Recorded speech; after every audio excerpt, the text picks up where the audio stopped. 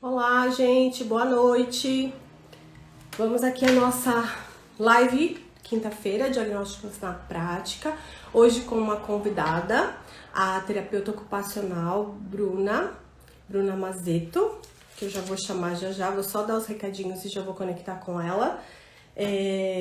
Ela é terapeuta ocupacional, é especialista em integração sensorial, trabalha com crianças autistas, crianças típicas também, é a TO da minha filha, de alguns pacientes meu e aqui das meninas aqui do Instituto. A gente já se conhece há algum tempo, já trabalha junto há algum tempo. Eu vou deixar os contatos da Bruna ao final. Ela trabalha aqui na Zona Norte, São Paulo. E a gente vai falar hoje sobre diagnóstico do transtorno do espectro autista, o papel da terapia ocupacional no diagnóstico do transtorno do espectro autista.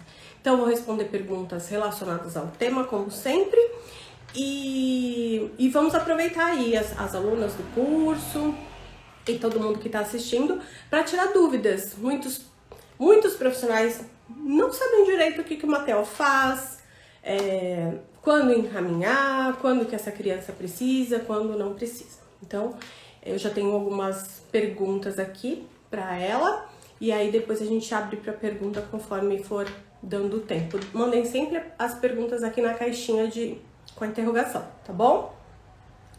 Deixa eu tentar conectar com ela aqui.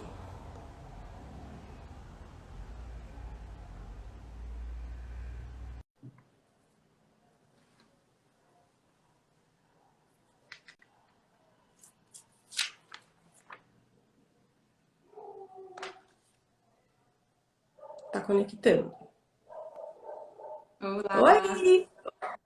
tudo bem? Boa noite! Tudo bom, Bru? Tudo bem, boa noite a todos, boa noite, Rô. Obrigada E aí? por eu estar participando dessa oportunidade, que eu acho que vai ser bem rica. E aí eu espero sanar todas as dúvidas aí e a gente ter um bate-papo bem legal. Tá travando para mim o seu, Bru. Para vocês, tá travando. A Bruna travou para vocês? Eu ouvi, mas o seu ficou rodando. Deixa eu checar com todo mundo aqui se É travou ou se travado, foi né? só o Agora meu. Às eu vezes tô é só o ouvindo meu. você e você tá travada.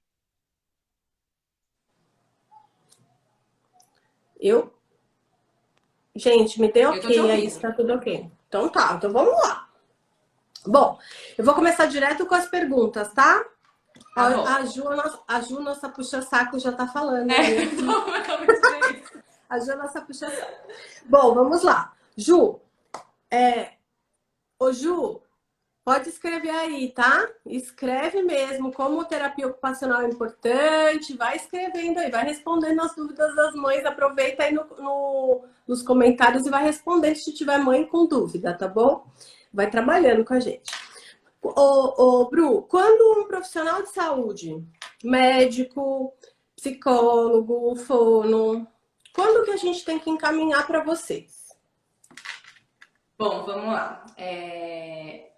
Vou falar um pouquinho qual é o trabalho da TO, bem resumidamente, acho que a gente vai falar isso várias vezes aqui durante a live, mas só para conseguir te responder melhor essa pergunta, para as pessoas terem noção qual é o caminho para chegar na terapia ocupacional, que às vezes é o último caminho. Às vezes chega para a gente já depois que passou por N profissionais ou que o profissional não conhecia o trabalho da TO, só uma pessoa conhecia e acabou indicando. Então, eu vou tentar direcionar. Vocês estão me ouvindo? Tá tudo ok? Tá, Rô? Tudo bem? Uhum. Porque pra mim o seu vídeo tá travado, então eu tô te ouvindo, mas o seu vídeo tá travado. Aí você vai me falando se você não ouvir. Tá. Então, assim, qual que é o trabalho da TO, né? Nada mais é que a gente tem o objetivo de ajudar as pessoas a fazerem as atividades que elas precisam fazer. O que é isso? Se uma pessoa tem uma dificuldade no dia a dia dela, seja de alimentação, seja de dificuldade de locomoção, de ir trabalhar, a ATO vai entender essa dificuldade e vai intervir nisso. Quando a gente fala da TO pensando nos aspectos infantis, a gente vai pensar nessa criança se o que que interfere no dia a dia dela que a gente pode ajudar ela. O que que uma criança faz? Uma criança brinca, uma criança vai na escola, uma criança se socializa, uma criança faz também as atividades de vida diária. Comer, tomar banho, escovar o dente. Se algum motivo a criança tem dificuldade em algum desses aspectos que eu citei, já é um indício para a gente procurar uma TO, tá? Então, assim, a gente, como terapeutas ocupacionais, a gente é da área da saúde também. É uma dúvida que todo mundo fala. Bru, você fez psicologia e especializou em terapia ocupacional? Você fez fisioterapia? Ninguém sabe onde que é a profissão. A maioria das pessoas, não vou falar ninguém. Mas a gente não, a gente tem uma formação em terapia ocupacional de 4 anos, tá? Infelizmente hoje aqui em São Paulo, cada vez menor o número de faculdades que estão tendo curso. Hoje a maior parte está nas faculdades públicas, né? Acho que eu me formei na São Camilo lá em 2011, hoje não tem mais o curso, infelizmente. Então a gente está aí super restritas de terapeutas ocupacionais, né? E é um trabalho de uma profissional, no meu, muito, muito importante. Muito importante. E aí a gente acaba se especializando, né? No meu caso, eu fui para integração sensorial, que depois, se surgir, a gente conversa um pouquinho. Mas basicamente, Rô, é isso. Se a gente vê que uma criança tem algum prejuízo no brincar, nas atividades de vida diária, na escola ou na participação social, já é indício para a gente pensar numa TO, né? Para a gente entender o que está causando isso. E aí, se realmente é necessária a intervenção da TO, ou se a gente tem que pensar nas outras profissionais também. Deu para entender? Deu. E assim, a gente trabalha junto há algum tempo, né? Se conhece há algum tempo, leva os casos juntos. A Bruna não trabalha aqui no Instituto, né? Mas a gente trabalha junto à distância, né? O WhatsApp que nos ajuda, né? E também presencial, né? A Bru vem pra cá, a gente conversa, visita as escolas juntas, e enfim. Mas o WhatsApp ajuda bastante. Eu já ouvi falar de uma terapeuta ocupacional durante uma avaliação multidisciplinar, né? Então, uma criança tinha passado, acho que 1 ano, se eu não me engano, ou mais, 2 anos, com acompanhamento de uma TO. Diante da suspeita de TEA, essa criança chegou para avaliação multidisciplinar e aí a gente faz um levantamento da vida anterior dela, né? Todos os profissionais que passou, levanta relatórios, enfim. Não tinha relatório nenhum, né? 2 anos de acompanhamento. Então a gente foi ligar. E nessa ligação, não tem nenhum relatório. Eu também não tenho como fazer esses relatórios, porque eu não sou uma TO protocolar. Então, eu posso te dizer o que eu acho. E aí, ela me disse lá o que ela acha, e foi. E aí, eu queria ouvir um pouquinho de você, assim, o que você acha disso, né? Você sabe como a gente trabalha aqui no Instituto, a gente dá curso de avaliação diagnóstica, quanto a gente valoriza relatório, enfim. O que você acha ouvindo isso, assim? Eu acho um absurdo para primeiro de conversa. Eu estava hoje também conversando com uma colega de trabalho sobre relatório, né? E a gente estava falando, gente, isso é direito da pessoa, do paciente, né? O meu conselho me obriga a fazer um relatório. Não tem como. E eu preciso ter isso documentado até para saber o que eu vou fazer com essa criança, o que eu avaliei, o que eu olhei, e a partir dali, o que eu vou começar a fazer, né? E depois, quando eu for reavaliar essa criança, que também é um papel nosso, reavaliar, porque a criança evolui, ou estaciona, ou, enfim, ou regride, mas eu preciso ter esse parâmetro, que é a avaliação que está no meu relatório. Se eu tô com uma criança há 1 ano, eu não vou lembrar o que eu avaliei há 1 ano atrás. Não tem como, né? Então, assim, primeiro de conversa. A gente faz a avaliação, cada terapeuta tem seu modelo de avaliação, os instrumentos que ela usa, né? A gente, dentro da TEO, tem muitos instrumentos de avaliativos, depende da população, depende do que a gente quer ver, né? Depois que a gente fez lá, cada um com a sua avaliação, a gente avalia a criança, senta o bumbum na cadeira e faz o relatório, né? E isso é importante não só para o paciente, mas para o terapeuta ter um raciocínio clínico da onde ele quer chegar, que objetivo terapêutico ele vai traçar, né? Porque como a brincadeira, como a TO é muito lúdica, a gente brinca muito mesmo, a gente faz a reabilitação, vamos dizer assim, trabalhando o brincar, principalmente quando a gente está falando de uma criança. Claro que a fono, a psico também, mas eu acho que a TO tem um papel bem importante nisso. Às vezes as pessoas acham que a gente só está brincando. E não é isso. A gente tem todo um raciocínio clínico por detrás disso. Para que brinquedo que a gente vai oferecer, que brincadeira que a gente vai fazer. Então, para mim, é um absurdo. E eu conheço profissionais TOs que não fazem relatório. Quando o pai solicita. Ixi, Oi, Bru. tá me Tá ouvindo? travado não, pode ir. Tá. Quando os pais solicitam, é outra coisa. Eu tenho que fazer relatório avaliativo, eu tenho que fazer relatório de evolução, eu tenho que fazer o relatório para o médico, eu tenho que fazer relatório para a escola e eu tenho que fazer relatório para esses pais. Então, assim, não tem como. Eu não sei nem, eu não saberia nem como trabalhar sem fazer relatório. Não vou falar que é uma coisa que eu sempre brinco, Rô. Eu nunca consigo reduzir o meu tempo de relatório. Às vezes eu pego para um relatório, tipo, o dia inteiro fazendo relatório, porque é É um raciocínio trabalho não clínico. remunerado, né? Não faz parte. Exata. E para mim é o mais difícil. Porque atender a criança em si não é tão difícil quanto ter o raciocínio clínico e quanto sentar e ficar lá escrevendo. Então, às vezes, eu tenho um relatório às vezes, um pouco menor, às vezes um pouco maior, que parece que eu demorei 1 hora para escrever. Imagina, eu demorei uma eternidade. E não é porque assim, você é demorada para escrever. Não, é porque é difícil. Você tem que ficar pensando o tempo inteiro. Né? Então, uma pessoa que não quer fazer relatório também acho que quer evitar a fadiga. Sim, né? É o que eu acho. É que às vezes eu falo da minha sardinha, né? Ah, na psicologia tem que fazer, na fono eu também sei que tem que fazer aqui no Instituto, a gente não tem TO, né? Até por conta disso, escassa no mercado, a gente sempre conversa sobre isso, né?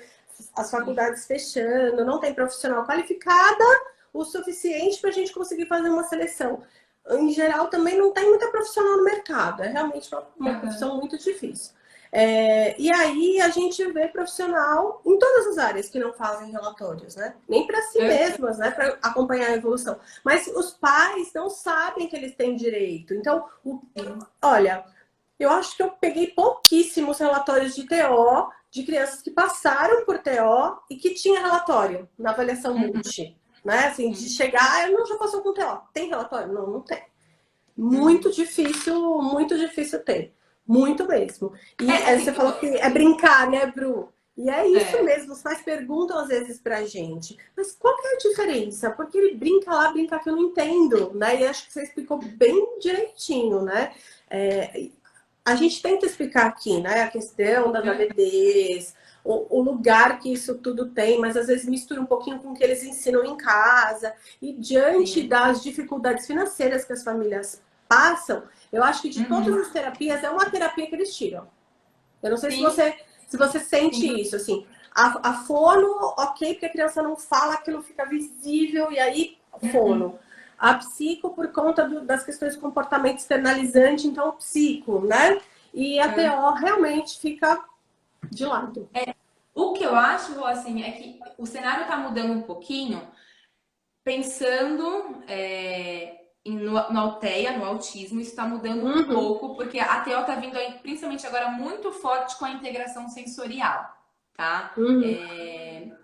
Só um adendo que eu ia fazer, que você estava pensando, uma outra coisa que eu vejo muito, e eu me coloco neste lugar quando eu comecei lá atrás, o relatório, às vezes, da TO, que era um problema, e foi um problema para mim lá, hoje eu vejo, eu falo, graças a Deus que a gente estuda e evolui, mas às vezes muitas TOs que não aplicam teste, que não tem um protocolo, uma avaliação padronizada, o que é super importante, porque daí fica, às vezes, só nas observações clínicas, que são importantes, sim, mas aí é mais difícil de mensurar as dificuldades da criança, né? Então, é um outro ponto que eu vejo que a TO vem evoluindo, mas principalmente nessa minha área. Eu sempre fui da área infantil, sempre trabalhei, basicamente, meu público sempre foi TEA, os transtornos do desenvolvimento, então, eu nunca trabalhei com neurológico, com criança com paralisia cerebral, que eu sei com as minhas amigas que eles também têm muitos protocolos.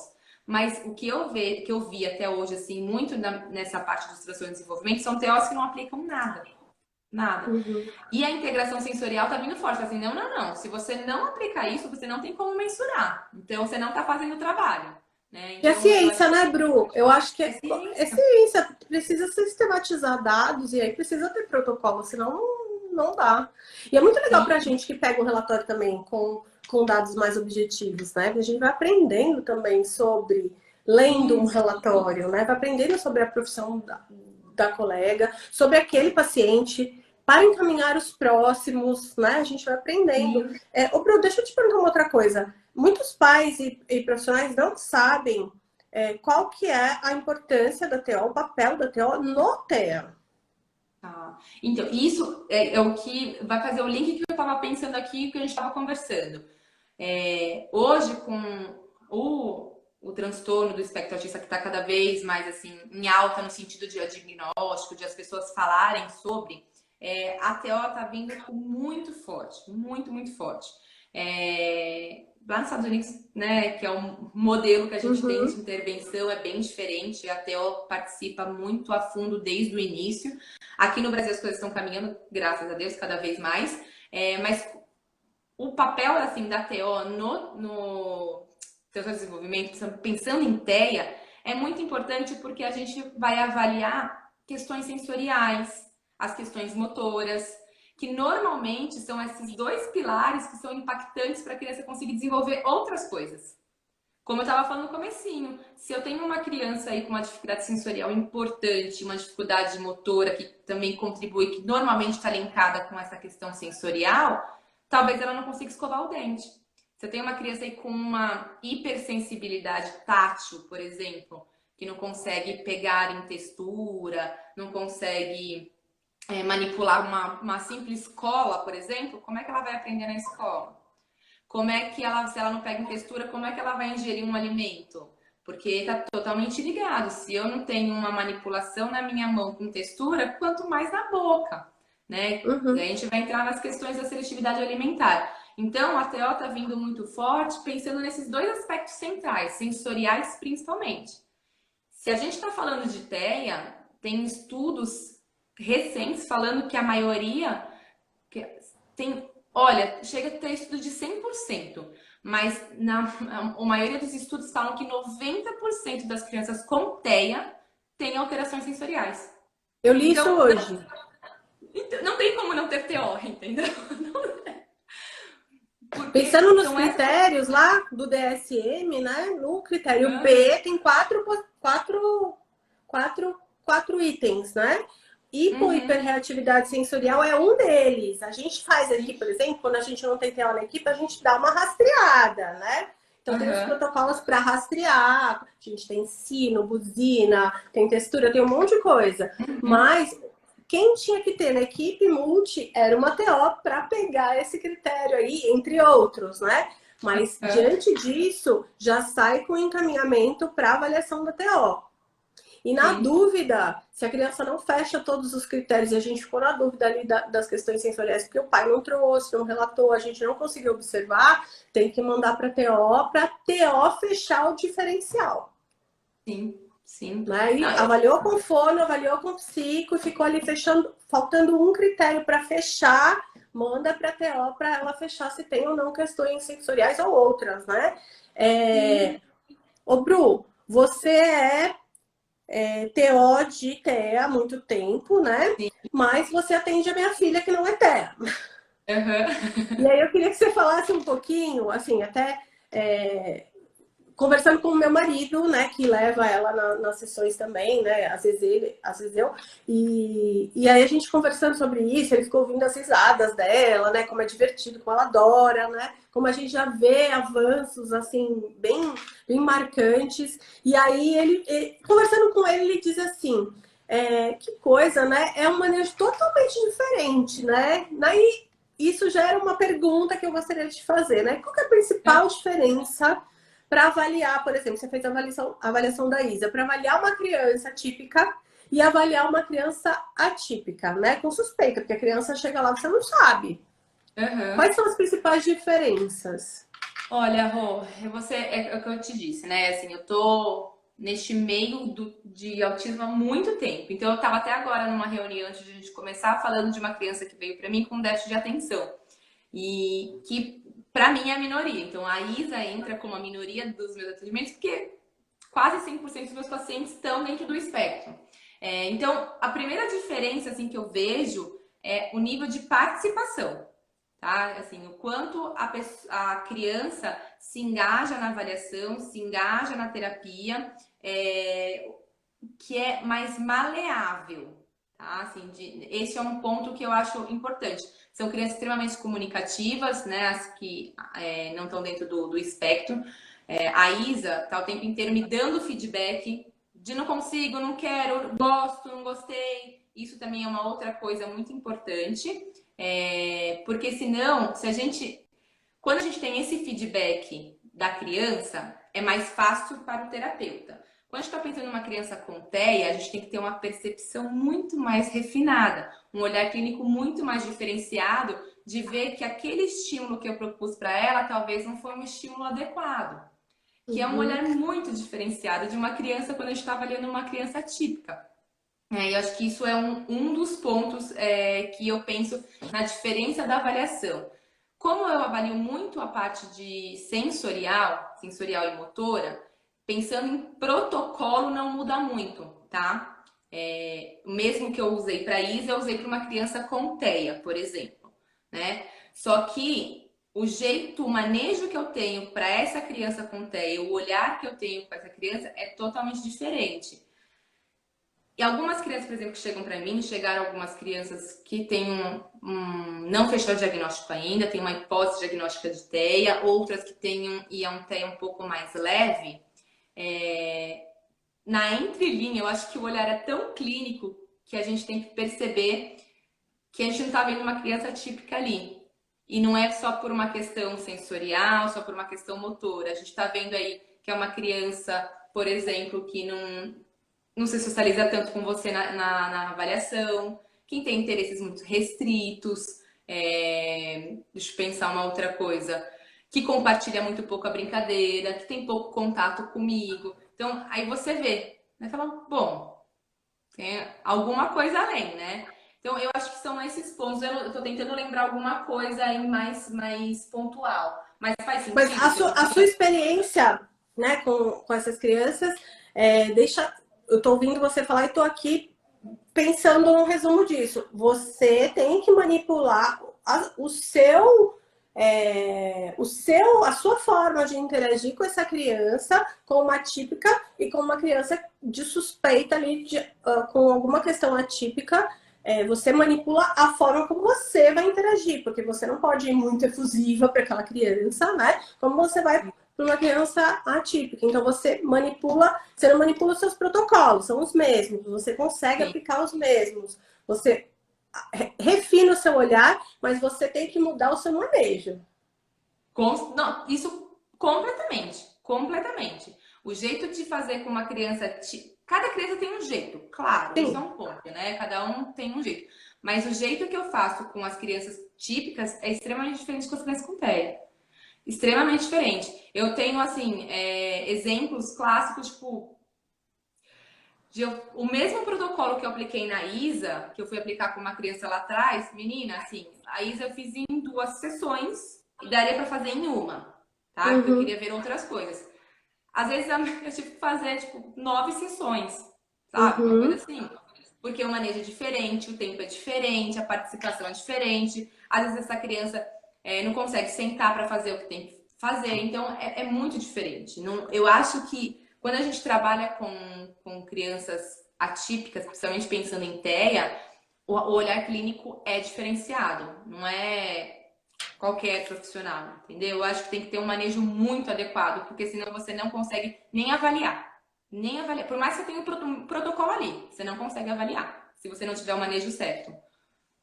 Ô, Bruno, a gente está falando de avaliação, de laudo, né? E aí assim, fica a pergunta que não quer calar. Que qualquer live que a gente faz aqui, agora as perguntas estão fechadas aqui para não subir as letrinhas no seu rosto, que eu não estava conseguindo ver o seu rosto aqui, nem as pessoas, né, conseguiriam, mas depois eu vou abrir.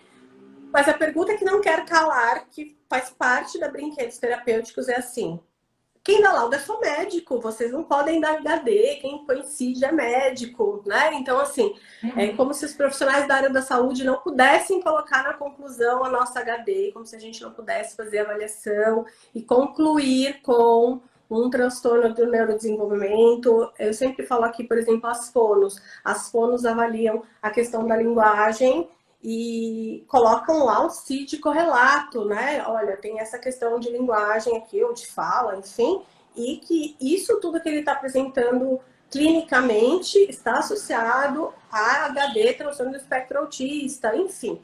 Como é isso para vocês, TO? Vocês dão HD de TEA, né? Então, se vocês estiverem numa equipe multidisciplinar, vocês podem dar HD de TEA. Se uma mãe procurar vocês por uma questão de seletividade alimentar, ela está suspeitando que essa criança pode ser TEA por conta de uma questão com texturas, por exemplo, ela pode sair daí com um laudo com HD de TEA? Olha, isso é uma coisa que eu fico muito pensando e discutindo sempre. Assim.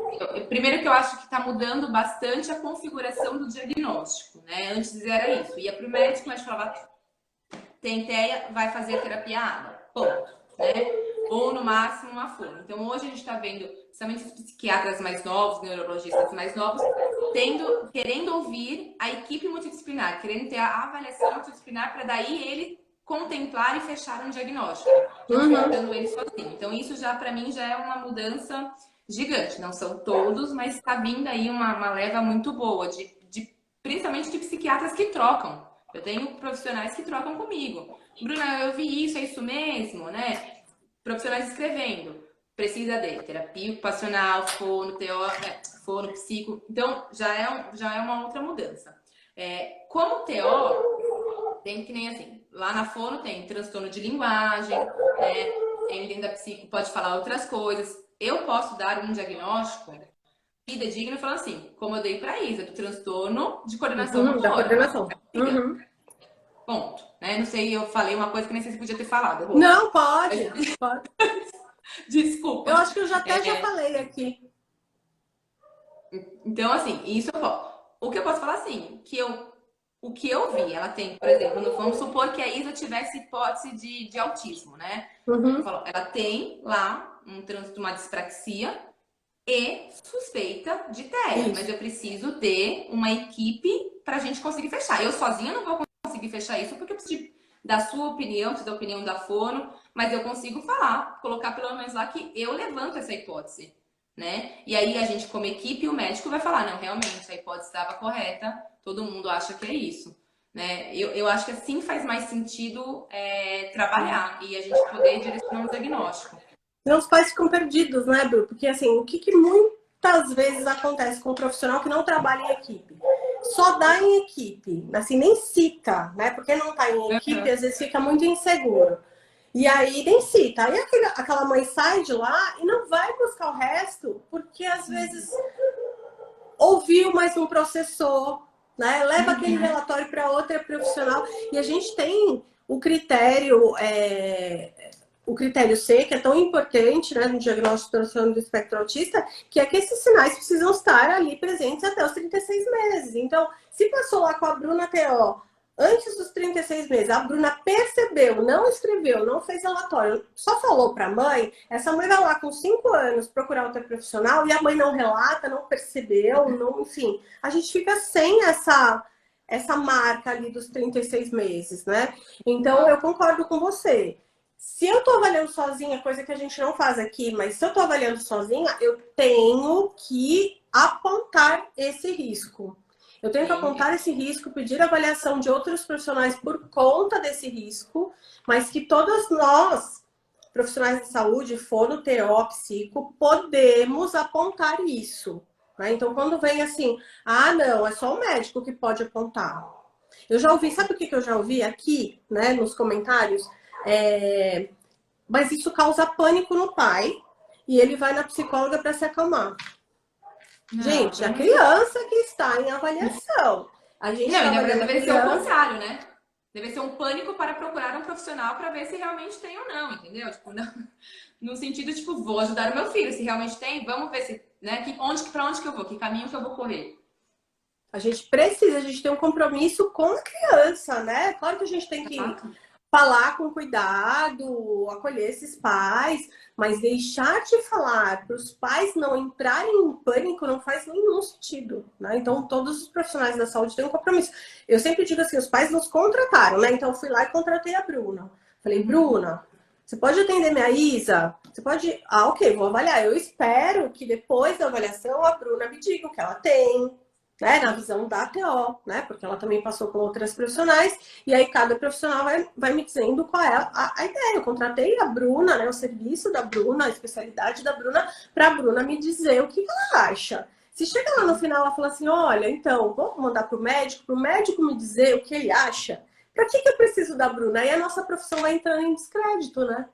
Não, e assim, eu sempre penso, normalmente às vezes quando eu faço os meus relatórios, é que a maioria deles já vem já tá em acompanhamento, tá? Então, assim, mas já tive pacientes que não veio acompanhar, tipo, um acompanhamento anterior, e eu falo, olha, precisa da avaliação da fono, você precisa da avaliação da psicóloga, você precisa também fazer tal coisa, e olha, vamos no psiquiatra, e tá lá no meu relatório, encaminhamento para, tá? Por conta do quê? Por conta disso, por conta disso, por conta disso. Tem que fazer, não tem como, né? Eu mesmo de você já recebi encaminhamento para terapia ocupacional por causa disso, disso, disso. Então, é uma fono que encaminhou, uma psicóloga encaminhou, mas precisa. A gente precisa ter esses Uhum. encaminhamentos porque é a criança. É isso que está Sim. falando, compromisso com a criança. Eu vou abrir aqui as perguntas, tá? Tá. Bom,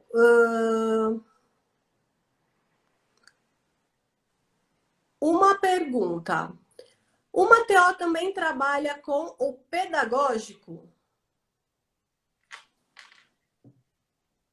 Tô pensando em que sentido? Qual é o objetivo? Porque assim, eu costumo brincar que a gente sempre trabalha tudo, todas as profissionais. Claro que a gente tem os objetivos terapêuticos. Eu não sou pedagoga, então eu não posso trabalhar a parte pedagógica em si. Mas se eu tô lá brincando e falando, pega a letra A, eu tô estimulando algo que faz parte da pedagogia. Se eu estou brincando com a criança e, olha, como é o nome desse objeto? Ela trabalhou nomeação, que é um papel da fono, mas assim, o meu objetivo terapêutico não é ela nomear o objeto, mas eu estou estimulando. Eu dificilmente, assim, tenho como Será que não objetivo é por conta terapêutico. Eu da acho que não. coordenação motora, Bru, essa pergunta? Se Pensei for nesse nisso. sentido, sim. Se for assim, trabalhar conteúdo pedagógico, a gente não trabalha. Mas se for pensar que a criança tem prejuízos de coordenação motora, e aí o objetivo é melhorar a coordenação motora para a criança adquirir conteúdo pedagógico, ou acompanhar a escola, aí é outra coisa, e aí ok, entendeu? Vamos ver aqui que tem mais pergunta. É,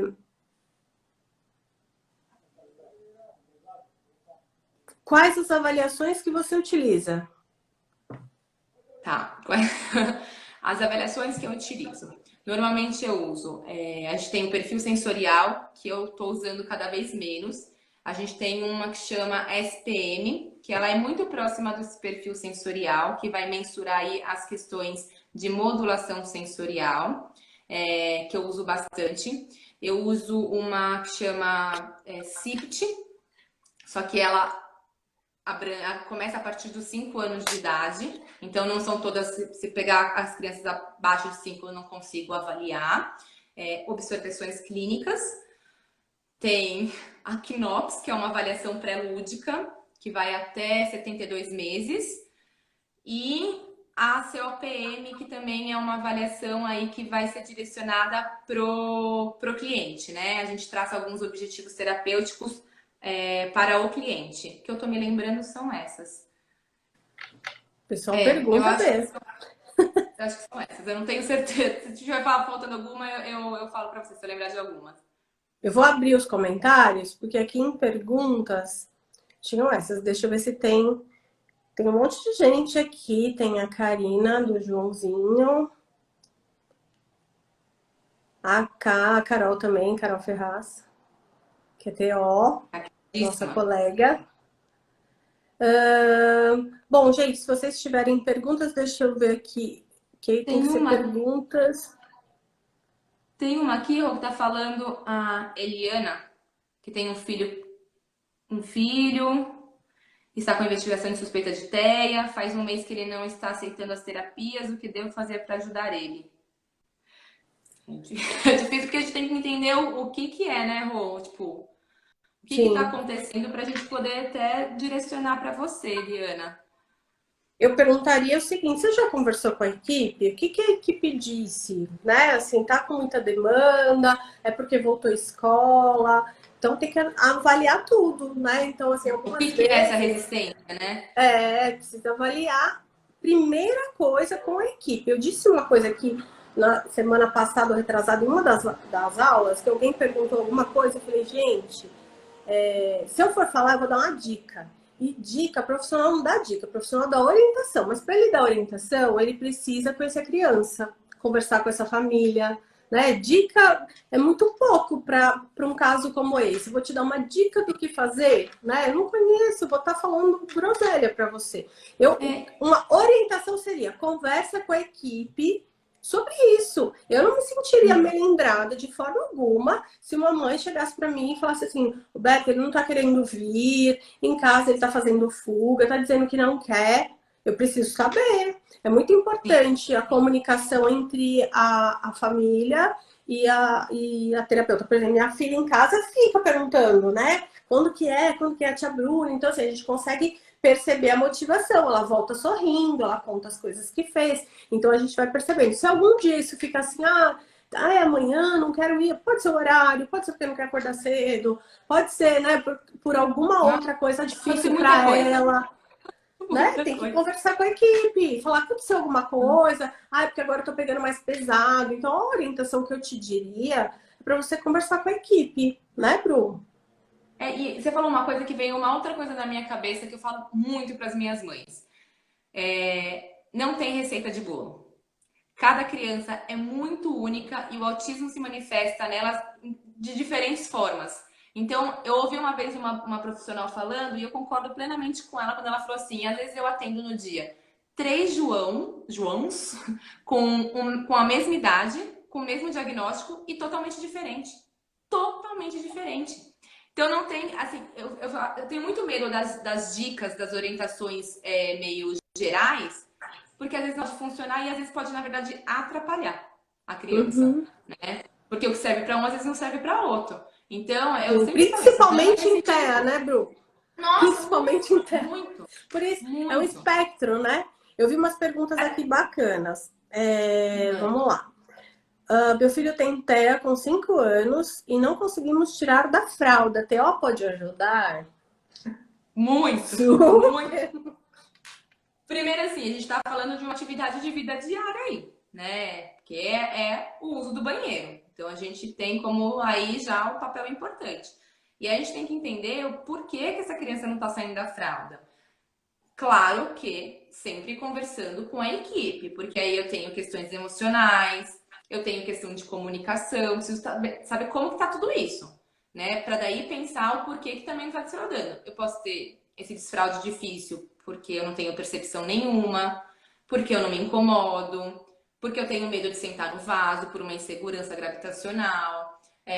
Eu posso, sei lá, ter dificuldade porque eu tenho nojo de textura e isso pode, por incrível que pareça, pode refletir na hora de que a criança faz cocô. Ela pode sentir nojo do cocô, então na fralda já tá habituada, e no vaso isso é um pouco mais diferente, porque tem que se limpar. Assim, pode ser muita coisa. A gente tem que avaliar, a TO tem que avaliar e entender se às vezes tem questões motoras. Ixi, tem muita coisa, gente. Muita, muita coisa. Então a TO sim pode super ajudar no desfraude e sempre conversando com a equipe. Eu brinco que a gente não faz nada sozinho. Nada sozinho. Eu respeito muito isso e eu acredito muito no trabalho em equipe. Muito. Eu acho o papel de todo mundo fundamental e a gente trabalha em conjunto. Eu adoro desfraude com TO, gente. Quando tem TO, ajuda demais. Quando não tem, assim, a gente orienta os pais. É isso. Então, se tá só com fone psico, a psico ajuda no desfraude, faz lá junto com a escola, orienta os pais.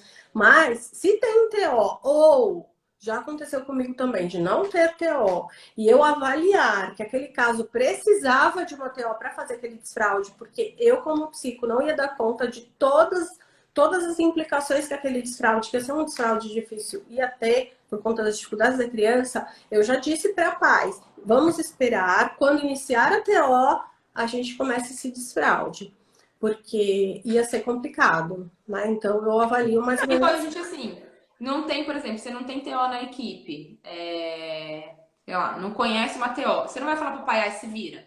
Ah, não vou te não. orientar porque tem que ser uma TO. Não existe isso, né? Porque a gente consegue ter estratégias, a psico, a fono, a gente consegue ter estratégias, é isso que você tá falando. Bom, dei estratégia, direcionei e não tá saindo, putz, tem alguma coisa errada. Então, olha, vamos pra TO porque talvez tenha alguma coisa além que não tá acontecendo o desfraude. E aí sai, gente, sai bonitinho, precisa de ver, né, Bruno? Qual Às vezes idade dá posso trabalho, mas Qual idade pode diagnosticar TEA?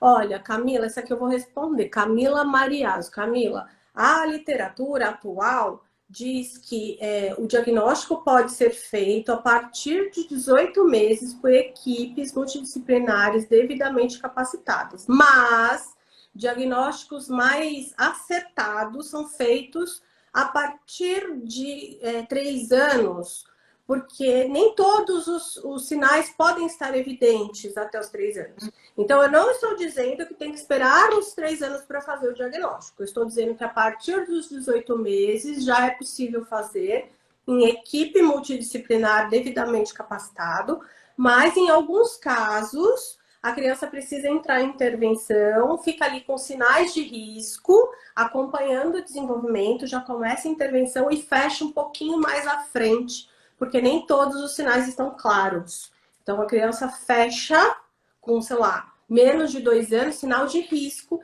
e já inicia a intervenção. É comum? Não, não é comum. É mais comum fechar. Mas o que eu tô querendo dizer é não, a criança tem 2 anos, é muito pequenininha, não vou levar não, porque não vai fechar. Fecha. Fecha Mas sim. sabe que Se tiver todos eu os fico, critérios, fecha. eu fico pensando, isso eu também falo bastante, em geral com as pessoas, mas com os meus pacientes. Claro, um diagnóstico é importante até para a gente ter um norte e entender o que está acontecendo. Mas se a gente está vendo que o desenvolvimento não está legal, está tendo impacto aí em alguma questão da vidinha da criança, intervenção não vai fazer mal. Vocês podem ter certeza disso. Então, é melhor você intervir, tá intervindo, até porque a equipe vai te ajudar a rastrear algum diagnóstico ou se vai ter ou não, mas intervir para depois chegar no diagnóstico do que ao contrário. Ah, eu tenho diagnóstico, Sim. daí vou para intervenção. Eu, Né? eu, Às vezes também, você eu perde um também tempo. sou super a favor. Às vezes as pessoas dizem assim, eu não vou buscar o diagnóstico e vou começar a intervenção. Se o diagnóstico não for possível, gente, tem muita gente que tem lá ausência de diagnóstico com 5, 6 anos, porque, mas não foi possível fechar ou não passou com equipe multidisciplinar especializada, não teve a melhor possibilidade de diagnóstico. Às vezes foi isso. Não é porque é um caso desafiador a ponto de não conseguir diagnosticar com 5, 6 anos. Não foi possível ter o melhor acesso a avaliações, né?